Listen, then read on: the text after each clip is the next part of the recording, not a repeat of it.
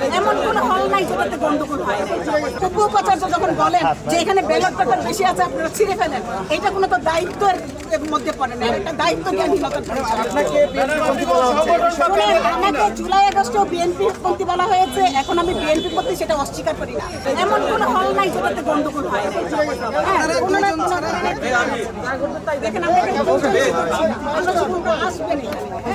আমাদের কিন্তু সংবাদ সম্মেলন করার কথা ছিল, কিন্তু তার আগে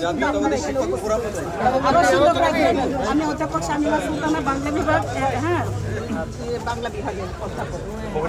তা আমার মনে হয়েছে যে অনিয়মগুলি দেখেছি, আপনি দেখেন আমি নির্বাচন কমিশনের একজন সদস্যকে আমি কল করেছি, দেখেন আপনারা যে মার্কারটা দিয়েছে সেই মার্কারের কালিটা থাকছে না, উনি এসে উড়িয়ে এই যে খামখেয়ালিপনা, এই যে এবং যে সদস্য যারা ভোটার ছিল ভোটারদেরকে হালনাগাদ না করা এবং নতুন তৈরি করা এবং সবকিছু দেখে আমার মনে হয়েছে, এবং কোথাও কোথাও দেখা ভোটে ঢুকতে দেওয়া, আবার কাউকে কাউকে গেট পর্যন্ত গেলে আক্রমণ করা, এগুলি আমাদেরকে আসলে অনেক ব্যথিত করেছে। আমার মনে হয়েছে যে এটার পিছনে নিশ্চয়ই কোনো একটা উদ্দেশ্য আছে। সেই জায়গা থেকে আমার মনে হয়েছে এই নির্বাচনে আমাদের দাঁড়িয়ে থাকা, সেই জায়গা থেকে আমরা নির্বাচন শেষ হওয়ার আধা ঘন্টা আগে নির্বাচন শেষ হওয়ার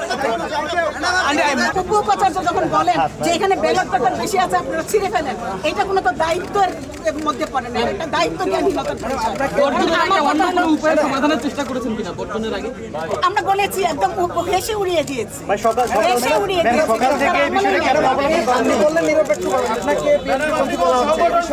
আমাকে জুলাই আগস্টেও বিএনপি পন্থী বলা হয়েছে, এখন আমি বিএনপি পন্থী, সেটা অস্বীকার করি না। কিন্তু বিএনপি পন্থীর কোনো শিক্ষক যদি ন্যায্য কথাটা বলে, সেই কথাটা ন্যায্যই থেকে যায়, সেটা আসলে অন্যায্য হয়ে যায়।